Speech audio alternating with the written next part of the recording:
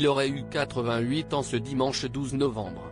Mais la maladie en a décidé autrement et Philippe Gildas est mort à 82 ans le 28 octobre 2018. L'homme de télévision était atteint d'un cancer du rein, qui a mis longtemps à se révéler, comme l'expliquait son épouse, Maryse, à Faustine Bollard en février dernier dans l'émission de France 2 Ça commence aujourd'hui.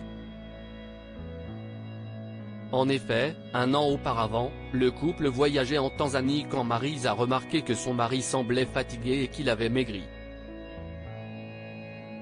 De retour à Paris, cette tendance s'est confirmée puisqu'il mangeait beaucoup moins et continuait à perdre du poids.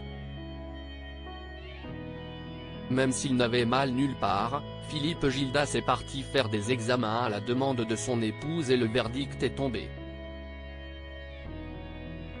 Le médecin me fait entrer dans son bureau tout de suite après et il me dit, effectivement, il y a une tumeur sur le rein gauche, a raconté la femme aujourd'hui âgée de 83 ans, avant d'expliquer qu'à ce moment-là, pour elle, le diagnostic n'était pas tragique puisqu'elle pensait encore que Philippe Gildas pourrait être soigné. Mais le médecin affichait un visage fermé quand il a ajouté, « Il faut que je te dise quelque chose, CIST métastasé ». Une information difficile à encaisser que Maryse a choisi de ne pas dévoiler à son mari. Maryse Gildas a choisi de préserver son mari là, je sais que CIST foutu, je savais. J'ai su là que c'était perdu, a ensuite précisé Maryse, visiblement bouleversée, révélant que son époux n'était pas dans le bureau et qu'elle a donc pu garder ce diagnostic pour elle.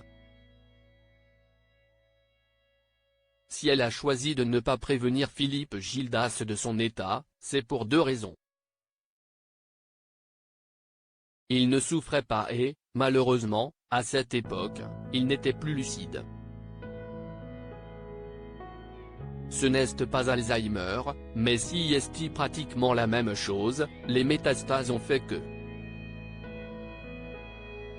A indiqué l'animatrice de radio, avant de préciser, il n'a jamais su ce qu'il avait parce qu'après, la tête est partie. Et quand il était à l'hôpital, il délirait beaucoup. Il refaisait nulle part ailleurs et il me prenait pour la secrétaire. Soulagée que son mari n'ait pas souffert, Maryse Gildas avait ajouté que les trois fils du journaliste étaient, eux, au courant de la situation. Article écrit avec la collaboration de 6 Médias Crédit Photo, Pierre Perrusso.